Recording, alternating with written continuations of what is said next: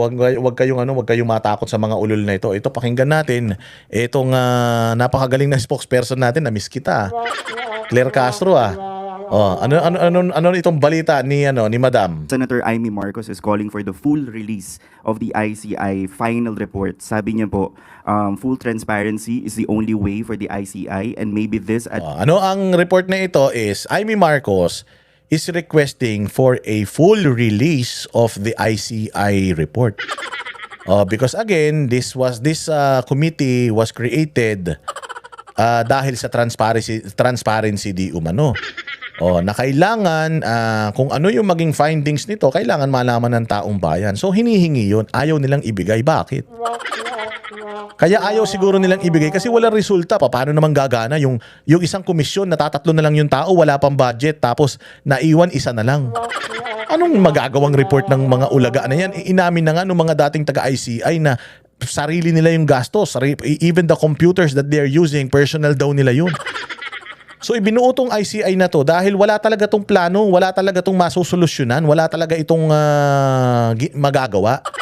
At pinapatunayan nila yon by means of itinatago nila yung resulta ng investigasyon ng ICI. So hinihingi natin, asan po yung resulta ng ICI? Dapat maipakita yan sa atin. In the first place, kayo gumawa niyan . Si Bongbong Marcos ang nakaisip ng punyemas na ICI na yan. Ba't hindi nyo ilabas yung report? Tanginan nyo, ang dami nyong itinatago. Itinatago nyo yung drug test ni Bongbong. Itinatago nyo yung totoong sakit ni Bongbong. Ngayon naman, itinatago nyo yung investigasyon. Tanginan, nag-imbestiga pa kayo kung itinatago nyo rin. Mga tarantado pala kayo . So ngayon, ang tanong ng media, bakit daw po hindi ilalabas? Tingnan mo kung ano sagot ng Gaga. Administration to redeem themselves in the dismal handling of the flood control mess. To sum it up, sabi niya po, nag-imbestiga, nasaan ang report na April Fools na nahudas pa. So will Malacanang support full disclosure po of the final report? Yun ang tanong is the Malacanang going to have a full disclosure of the report? Yun yung tanong. Tinan mo kung paano niya i-divert. Sino ba ang nanghudas? Sino ba ang nanloko? Sana po, kung ang isang tao ay talagang laban sa korupsyon, sana consistent sa pagbatikos dito at pagpuna, hindi lamang sa panahon ni Pangulong Marcos Jr., kundi nakaraang administrasyon. Ang bakit na naman nakaraang administrasyon? Yung ICI ba, ginawa nung nakaraang administrasyon, pukin ang ina mong babae ka? Kaputang ina mong babae ka, bobo ka talaga.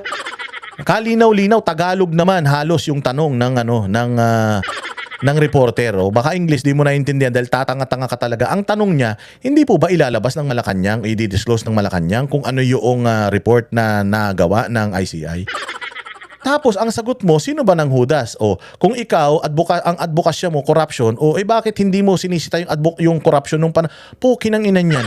Hindi naman usapin ngayon yung panahon ng corruption ni Pangulong Duterte. Wala naman nagsasampa ng kaso, wala naman nagrereklamo ng corruption ng panahon ni Duterte.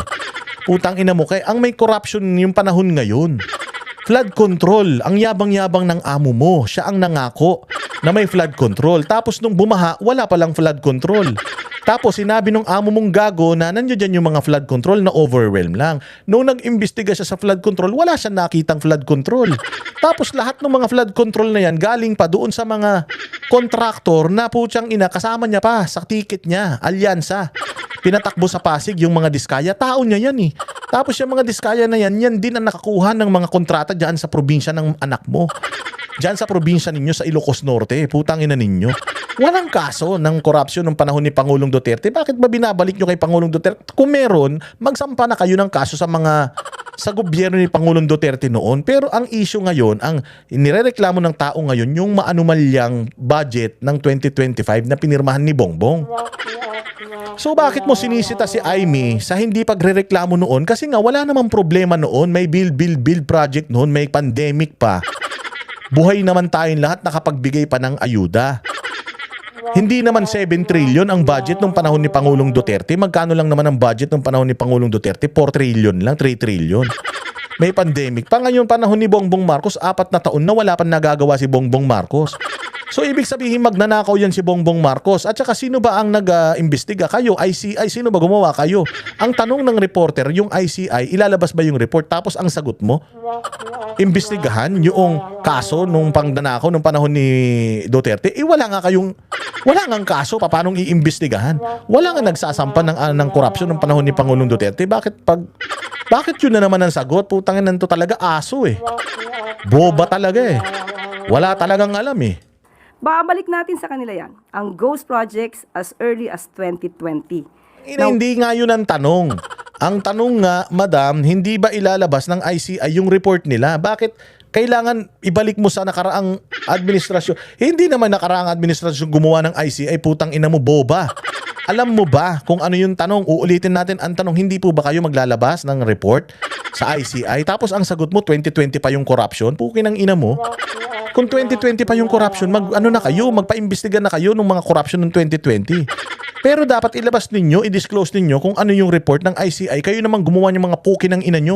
Gumastos pa kayo ng ilang bilyon, ilang milyon para dyan sa ICI na yan. Pucha, hinihingi lang yung report, ayaw nyo ilabas. Tang ina ninyo, alam nyo kasi wala naman talagang nagawang report yung hayop na yan. Gumastos pa tayo dyan. Hindi naman talaga nag-iimbestiga mga ulul na yan.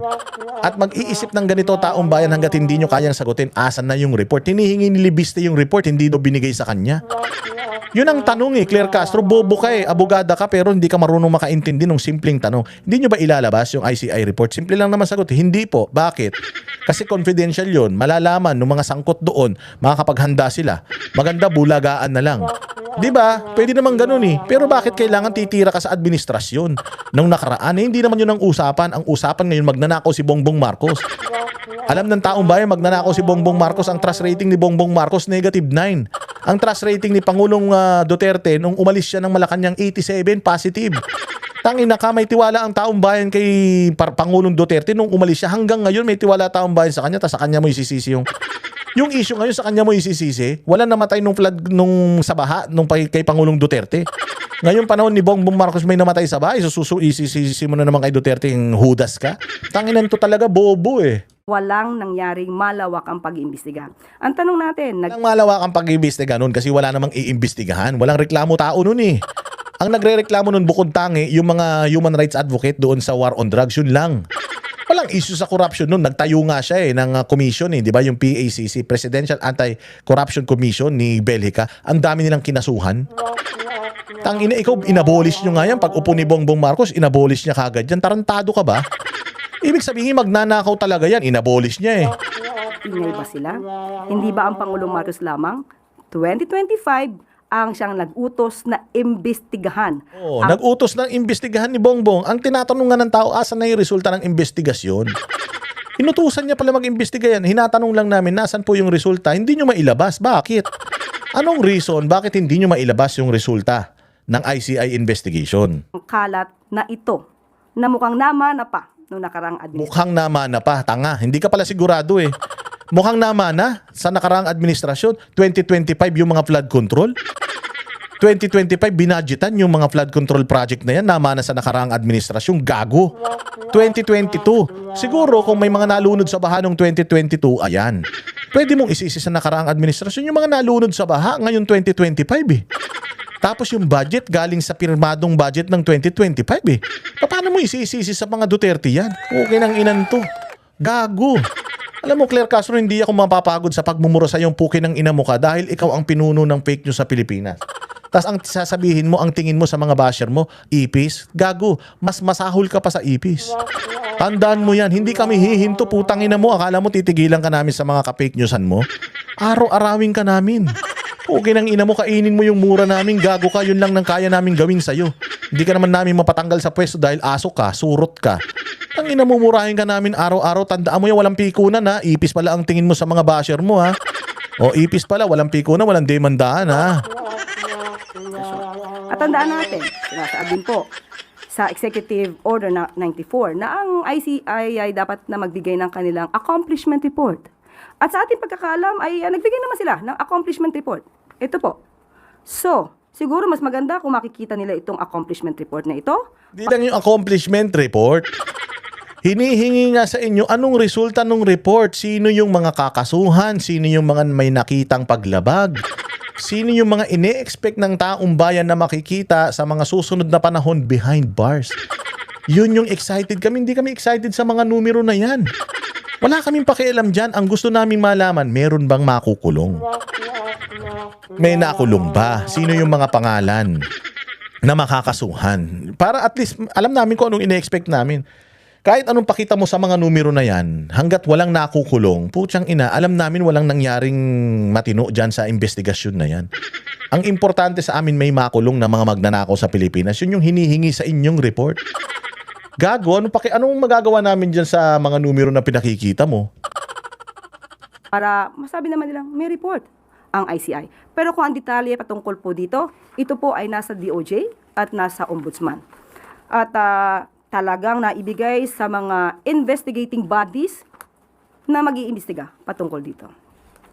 So tama pong sabihin, ma'am, na the Ombudsman and the DOJ will decide kung ano po yung pwede nilang i-share sa public based on... Plain and simple eh. The question is, magpo-full disclosure po ba kayo ng result ng investigation? Kasi merong ipinakita po na na report, pero yung mismong kabuuan ng report, ilalabas nyo po ba? The answer is yes or no. Hindi. Hindi natin lalabas kasi para surprise. Binigay na natin yan sa Ombudsman and DOJ. I believe kung kailangan, if the DOJ or the Ombudsman thinks na pwedeng ilabas, then sila na yung tanungin ninyo. Ang ICI kasi, ibinigay na nila yung report sa mga ahensya na yan. So, tanungin nyo na sila. Sila na yung magsasabi whether wala bang paglabag sa batas o hindi ba lalabag sa batas pag inilabas itong mga information na to. Oo. Kung ang tanong is yung ICI ba maglalabas ng full disclosure ng kanilang report, naglabas na po sila. Hindi nga lang po sa media, sa DOJ at saka sa Ombudsman. Now, it's up to the Ombudsman and DOJ kung yung nilalaman ba ng report ng ICI ibibigay ba nila sa inyo. It's up to them. Wala na yan sa control namin. Pwede naman ganun yung sagot eh. Pero yung sasagot ka ng paikot-ikot, paligoy-ligoy tapos you will take a jab, sasabihin mo, i-discredit mo yung nakaraang administrasyon na wala namang karikla-reklamo tungkol sa korupsyon. Yung nakaraang administrasyon na ang taas-taas ng tiwala ng taong bayan, you will take a jab doon sa administrasyon na parang bang walang ginagawang kasalanan yung amo mong adik, di umano. Ina nyo, kayo na tong puro palpak, kayo na tong tumutulo yung sipon sa mga speech, kayo na tong pati teacher, pinagluto ng tunito-niladang pansit, tapos kayo yung matino. Kapal ng mga mukha nyo. The final report of the ICI. Opo, depende na po sa kanila yan. So, respeto po sa kanila, dahil sa kanila po yun. But, President, Yun lang naman yung sagot eh. Dahil mo pang paligoy-ligoy, lumalabas ng propagandista ka, talagang hayop ka eh. Marcos will order po ba? Hindi po. Unang-una po, ang Ombudsman po ay independent body. Follow-up question mula kay Ivan. Ang DOJ, ibibigay po natin sa authority, no? I'm not saying na ibibigay ng authority, pero nasa sa discretion na po 'yan ng DOJ kung ano ang kanilang ibibigay na report na ibinigay. Yan yung sagot, tanga. Pinahaba-haba mo pa, sinayang mo pa yung kuryente. Ang ina ka. Kung ako ang spokesperson ng Malacanang, napakadali namang sagutin ng tanong nila, lalo na kung nagsasabi ka ng totoo eh. Mahirap talaga sumagot kapag di ka nagsasabi ng totoo.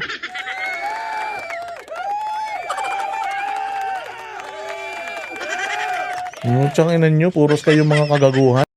Kami ang boses ng masa, hindi natatakot.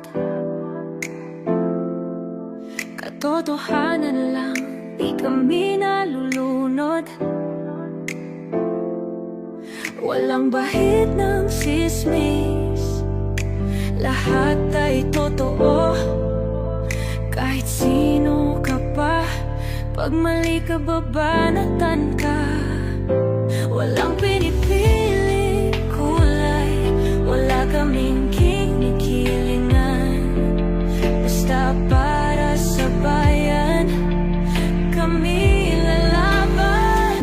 Pag tama palakpakan, pag mali banatan. Di matitinag, di matatakot, para sa bayan tuloy ang sigaw. Sa harap ng kamera, walang halong takot. Mga baluktot, lahat kayo'y tutumba. Ang hustisya at